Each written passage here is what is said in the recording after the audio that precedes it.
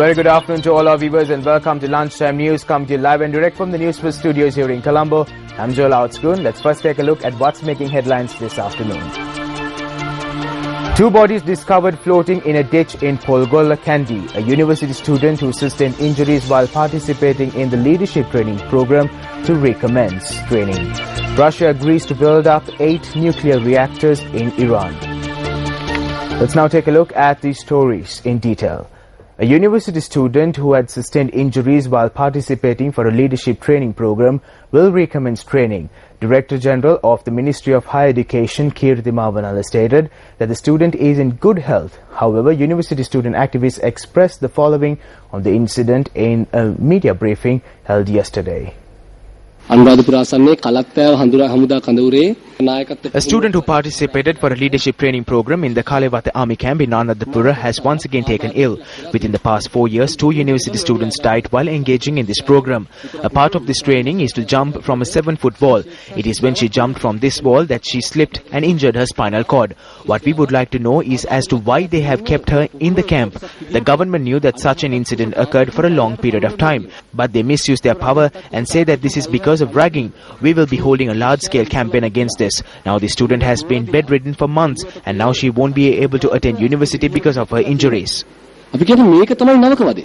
වැටිලා කොන්ද කැඩෙනවා. දැන් මාස ගානක් ඒ ශිෂ්‍යයා වැඳි. මොන මාස විශ්වවිද්‍යාල පටන් ගන්නවා. විශ්වවිද්‍යාලෙන් හම්බෙන්නේ නැහැ. ඇඳට වෙලා තමයි ඉන්න වෙන්නේ. නොවැම්බර් මාසේ 9 වෙනිදා A student who took part in the leadership training in the army camp on the 9th of November sustained injuries to her spinal cord. Now she has been hospitalized and now she has been asked to continue with the program. ඉස්සරහට අනිවාර්යෙන් ඔබත් එන්න ඉඩ තියෙනවා. ශිෂ්‍ය ක්‍රියාකාරකයන්ගේ චෝදනා සම්බන්ධයෙන් ප්‍රතිචාර දක්වන Well, now unidentified bodies have been found floating in a ditch in Polgolla. Acting police media spokesperson ASP Ruwan Gunusekuru says that the bodies were found based on a tip-off. He added that they have requested the assistance of the Navy to help recover the bodies.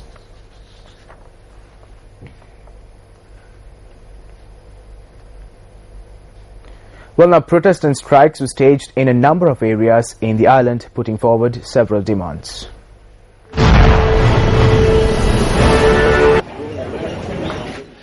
A protest was staged at the Child and Maternal Care Unit in Wadagoda Payagala owing to the decision taken to relocate the unit to another location.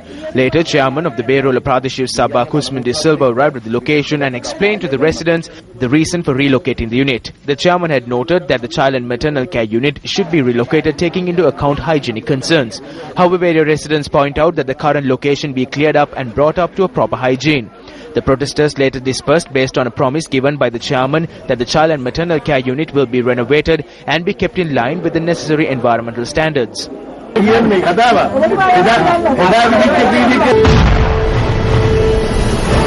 SAD Rajkumar, a resident of Polonnaruwa, engaged in a strike yesterday opposite the postal department in Polonnaruwa, demanding that he be paid his pension. This individual was been employed in the postal service for 32 years and has not received his pension. The individual in question called off the strike action after an official from the postal department from the central province arrived at the location and agreed that the solution be provided to him.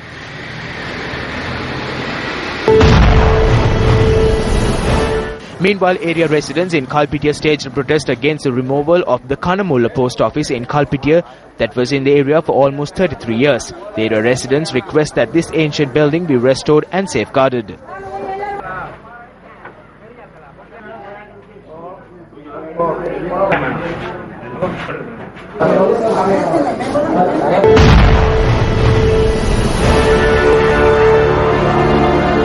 Well, meanwhile, Indian newspaper The Hindu, citing Sri Lanka Minister Prabha Ganesan, reports that President Mahinda Rajapaksa is ready to pardon the 5 Indian fishermen sentenced to death in Sri Lanka, but only if the Indian High Commission in Colombo does not proceed with an appeal against the sentence, as that could drag the case up to 6 months.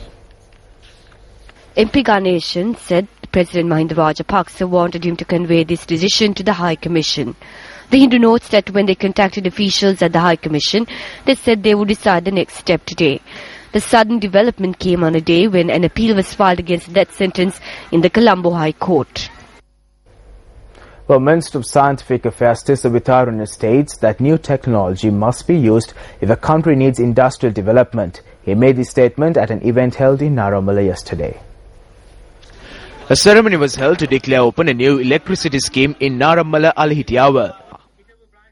අධ්‍යාපන ක්ෂේත්‍රයේ ද්විතික පාසල් 10 When we look at the education sector, we have launched 1,000 mixed schools and we hope to provide the same standard of education in Colombo as well as rural areas. We know what issues our country face. We have experienced youth rebellion.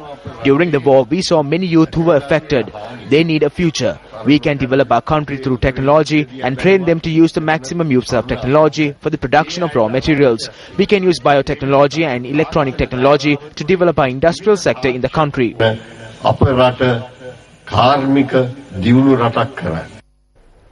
A presidential campaign office was declared open in the Banduragam area in Kurunegala yesterday. The opening ceremony was held under the auspices of Namal Rajapaksa. Minister Jayaratne Herath and MP Shantha Bandara were amongst those who were present for this occasion.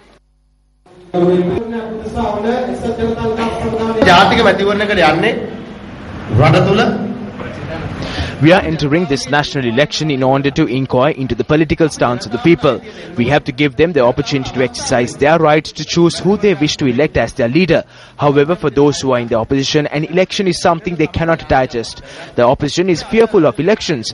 When our father was in the opposition, former Minister Herath went to the public to ask for elections. But if an election is being held now, they say that they do not want one. In the near future, our president will hold a national election to know what the public's position is.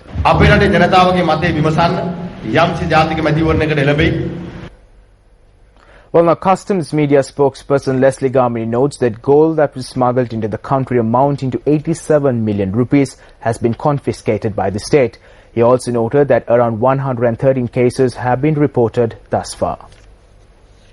Sri Lanka Customs detected 113 cases since during last 11 months. The recent case was 2 passengers. They brought 15 pieces of gold valued at 7.5 million Sri Lanka rupees. And out of 113 cases, there were 2 cases detected by the naval officers at northern area. And total number of weight of the gold forfeited 150 kilograms, and the value is nearly 867 million Sri Lanka rupees. The Customs Media spokesperson also revealed to Newsfirst that most cases where gold had been attempted to be smuggled to India has been reported.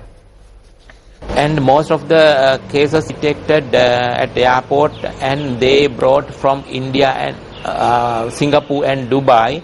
And most of the cases they trying to take now to India. And the customs officers, they are alert at the airport and make their detections in future. Let's now take a look at what's happening elsewhere in the country on News in Brief. The police arrested 12 persons who were carrying out an illegal nightclub in Anuradhapura. Police state that amongst the arrested were 12 women. 10 suspects were produced before courts and were later released on bail. Hearings will be held on the 8th of next month. A light post was damaged when a container and a lorry collided into each other along the Negombo-Colombo main road this morning. Our correspondent stated that electricity supply in the area was disrupted and vehicular traffic was experienced in the area. The suspect, who is connected to the murder of university student on the 25th of last month, was produced before the magistrate court and has been placed in remand custody until the 25th of next month. Our correspondent stated that a blood test will be conducted on the suspect. The court has been adjourned to the 25th of this month.